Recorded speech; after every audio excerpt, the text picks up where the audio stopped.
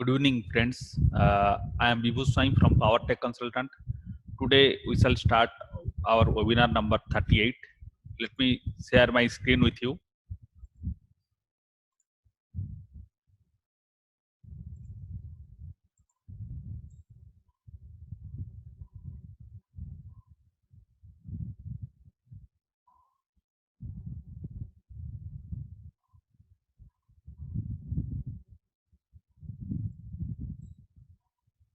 Now, in this webinar number 38, we'll discuss about compressor, which is basically chapter 3 of book 3, that is energy efficiency in electrical utilities. Now, why compressor? Because compressor is also an energy intensive equipment which consumes lot of energy and provides very little useful energy in terms of compressed air. And compressor is basically used in various industries to supply process air requirement or to operate pneumatic tools equipment or to meet instrumentation air needs. So for all these three regions basically compressor is used, and out of this only 10 to 30% of the energy reaches to the point of end use. Balance 70 to 90% of the energy of the power of the prime mover is being converted to heat energy or as a loss to the total input energy. So it is usually lost in the form of friction or misuse or noise. Since 70 to 90% of energy is not utilized or is released as lost, therefore compressors energy audit is very important, and only 10 to 30% of uh, uh, energy reaches to the point of use. If you see the Sankey diagram, this is the electricity consumed by the compressors and only delivered compressed air, which is almost 10% of the total energy input, and out of which 30% of the energy can be saved by through tri-generation and different technologies. Otherwise 70% or you could say 60% is already lost. So and compressor energy audit is very important. Now before that, let us understand what are the different types of compressors. Compressor are various type. One is dynamic compressors and another is positive displacement compressors. Under positive displacement compressors, there are two types. One is rotary compressor and another one is reciprocating compressors. You have seen in the petrol pumps, in the air or tire repair shop, you have seen these small reciprocating compressors. So it has various types: trunk, crosshead, diaphragm, free pistons. So these are the all are example of reciprocating compressor or positive displacement compressor. Whereas rotary, it is scroll compressor, vane compressor, liquid ring, twin screw, roots blowers. So these are all are rotary compressor. But remember, both rotary and reciprocating are positive displacement compressors. Now coming to dynamic compressors, there are two types. One is radial or centrifugal compressors and another one is axial compressors. So radial or centrifugals are same. So these are the types of compressors. Now positive displacement compressor increases the pressure of the gas by reducing the volumes. So what it does, it reduces the volume due to which the pressure of the gas increases. And whereas dynamic pressure increases the air velocity, which is then converted to increased pressure at the outlet. So one reduces the volume, another increases the air pressures. So dynamic compressor increases the air pressures and positive displacement compressor increases the or reduces the volume. Now reciprocatings are basically mostly or widely used for air compressors, and in which the flow output normally remains constant over a range of discharge pressures. Now, these compressors' capacity is directly proportional to the speed. Which one? Reciprocating compressors.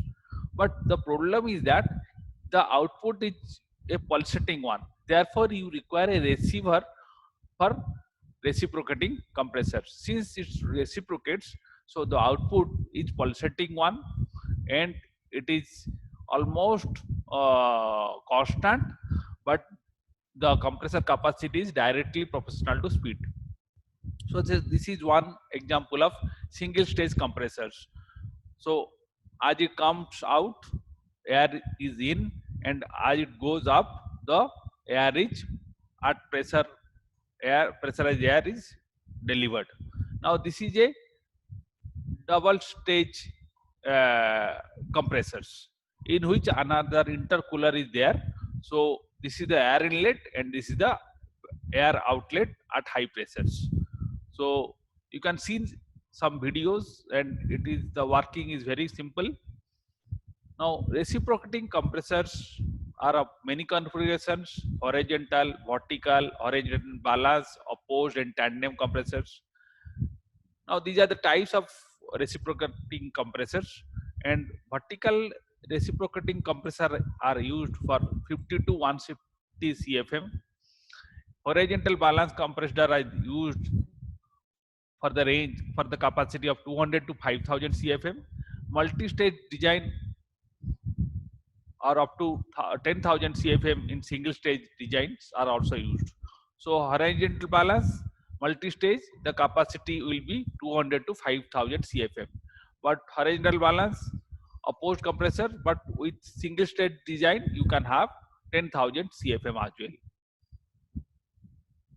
Now reciprocating compressor are also various types: lubricated, non-lubricated, single or multiple cylinders, air cooled or water cooled, single stage or multi-stage. So these are the different types of reciprocating compressors. Now, in case of lubricated machines, now this air needs to be freed from oil. So in case of lubricated machines, oil is mixed, so which is needs some separations. Now, non-lubricated compressors are usually useful for providing air for instrumentation and for process, which require oil-free discharge. So you cannot give oil to the in the compressed air. So oil needs to be separated from the discharge air.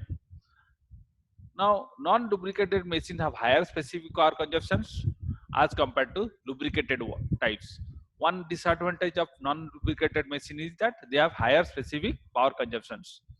Now, single cylinder machines are generally air cooled. Remember, single cylinder machines are generally air cooled, but multi cylinder machines are water cooled, and water cooled are more energy efficient than air cooled. So these are the types of different type of reciprocating compressors, and their specific energy consumption, which is more efficient or inefficient. Now come to rotary compressors. Rotary compressors, in this case, what you do exactly, the rotor is in place instead of the pistons. Now this gives a continuous pulsation free discharge air. So here the pulsating discharge is not there, it is a continuous air you can get. Now they are directly coupled to prime mover, require lower starting torque. Reciprocating machines require higher starting torque. Now these rotary compressors operate at high speed, provide higher output than reciprocating compressors. Also, they require smaller foundations. Normally, the vibration is less, and they have lower number of parts, and therefore very less failure rate. So these are the advantage of rotary compressors: less failure rate, lower number of moving parts, less vibrations, smaller foundations, high speed, no pulsating discharge, and high output. Now, among the rotary compressor, root blower, or it is also known as lobe compressors, and screw compressors, they are most widely used. So, root blower, another name is lobe compressor, and screw compressor are also used. Root blower is essentially a low pressure blower and is limited to discharge pressure of 1 bar in single stage and up to 2.2 bar in two stage design. Most common rotary air compressor is single stage helical or spiral low boil flooded screw air compressors. So these are the most widely used compressor: root blowers and screw compressors. Now you see, this is the screw compressor in which these are twin screw compressors, and through this you are getting your discharged air. Now screw compressor consists of two rotors. Within a casing, the rotor compress the air internally. There is no valves. Because of this rotation of the two rotors, the air get compressed. Now it has very simple design, few wearing parts. It is very easy to maintain, operate and install. So normally during audit period, we recommend old positive displacement piston type compressor to be replaced with screw compressors. Now, now these units are basically oil cooled. Now this oil is normally cooled with secondarily either with air or water cooled. That means we require cooler for that, and this oil is cooled by air or water, but the compressor is oil cooled. Now this oil seals the internal clearances. Since the cooling takes place at right inside the compressor, the working part never experience extreme operating temperature. So these working parts does not experience very high temperature because cooling is take place inside the compressor. Now, but the oil needs to discharge from the discharge separated from the discharge air. So there is one difficulty. So oil separation is required. Now dry type deliver oil free air are available for size up to 20,000 cfm and pressure up to 15 bar. Lubricated types are available up to 1000 cfm with discharge pressure up to 10 bar. So these are the working parameters of screw compressors. Now come to dynamic compressors. Now dynamic compressors are mainly centrifugal compressors. They operate on similar principles like centrifugal pumps, like the air is sucked inside. Now due to this change in area, the velocity increases, and the pressure, you get a higher pressure at the outlet. Now these compressors have absolutely different characteristics as compared to reciprocating machines. Small change in compression ratio produce a marked change in compressor output and efficiency. Now these centrifugal machines are basically suited for high capacity, that means 12,000 cfm. For higher capacity centrifugal machines are used. Now centrifugal air compressor basically transfer the energy from rotating impeller to air. Now what we do exactly, we change the momentum here, and due to which change in momentum of the air, the pressure is built up.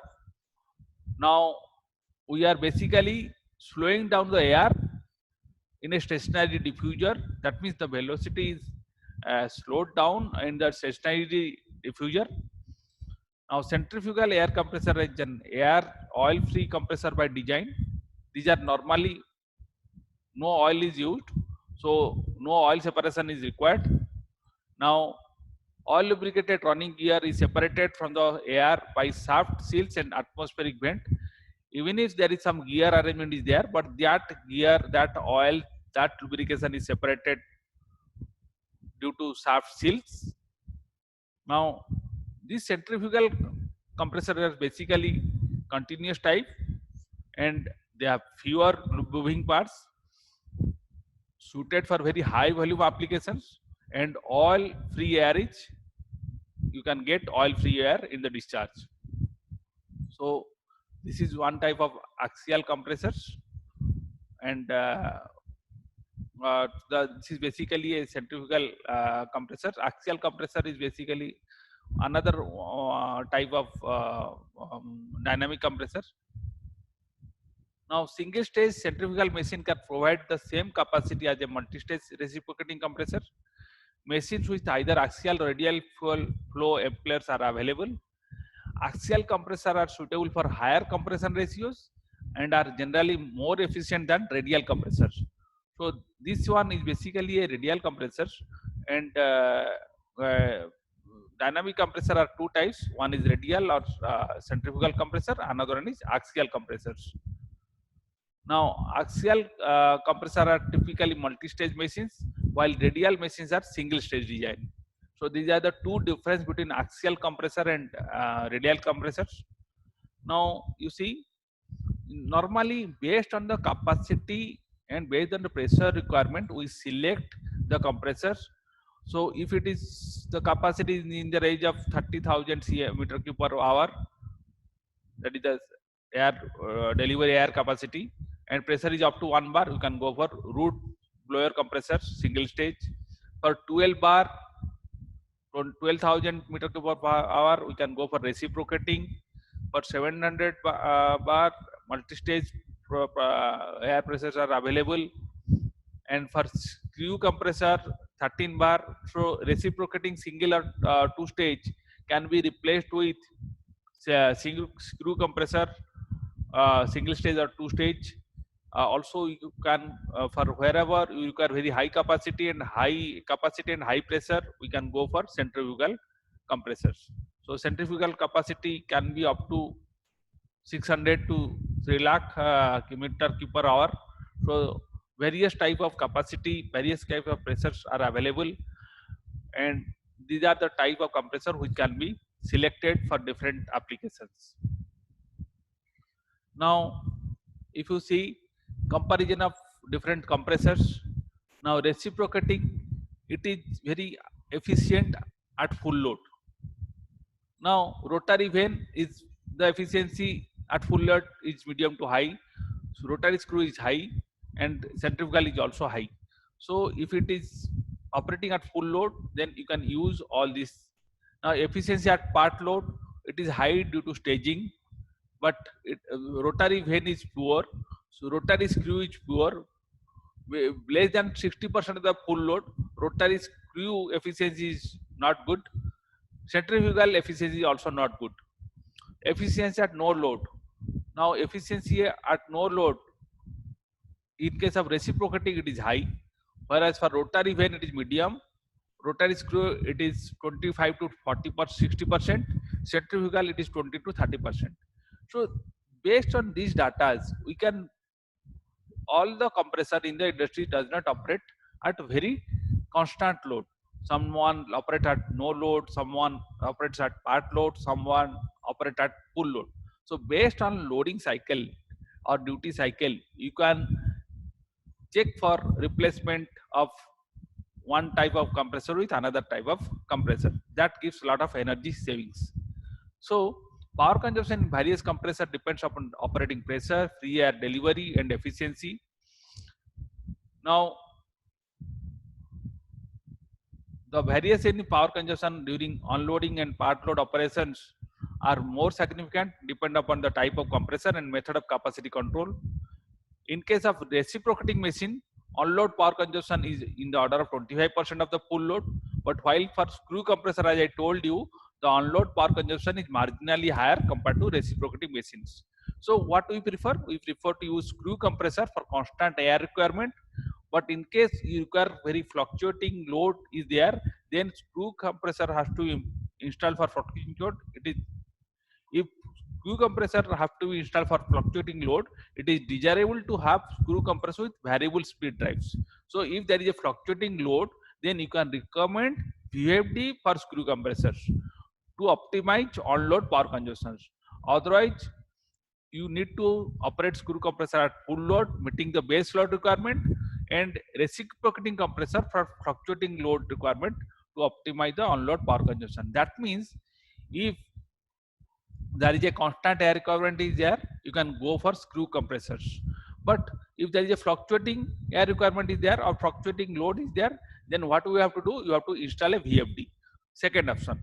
Or third option is that if you have number of compressor, then do the all the base load operation can be operated with screw compressors, and the reciprocating compressor you can be utilized for fluctuating load. So these are three energy conservations options are available. And today we discuss about type of compressors and the basically their power consumption type, and how they are utilized in the industries for different pressure and different capacity applications. In the next class, we shall discuss about free air delivery. With this, I conclude. Good night.